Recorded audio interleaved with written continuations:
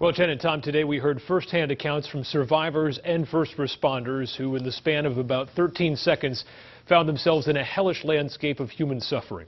We want to warn viewers that some of what you are about to hear is disturbing.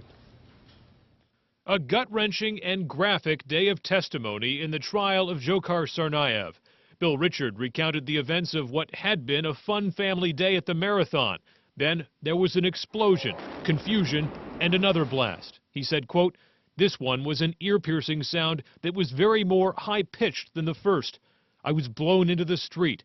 I remember getting up, orientating myself, and immediately walking back to where I had came from." Richard moved through the smoke toward his family. His daughter Jane was missing a leg. As soon as he saw his son Martin, he realized the 8-year-old boy wasn't going to make it. Quote, "I saw a little boy who had his body severely damaged by an explosion, and from what I saw, there was no chance. I knew that if I didn't act quickly, we might not only lose Martin, we'd lose Jane too." Arriving at Children's Hospital with Jane and his other son Henry, he said, quote, "It was like a scene from the movies.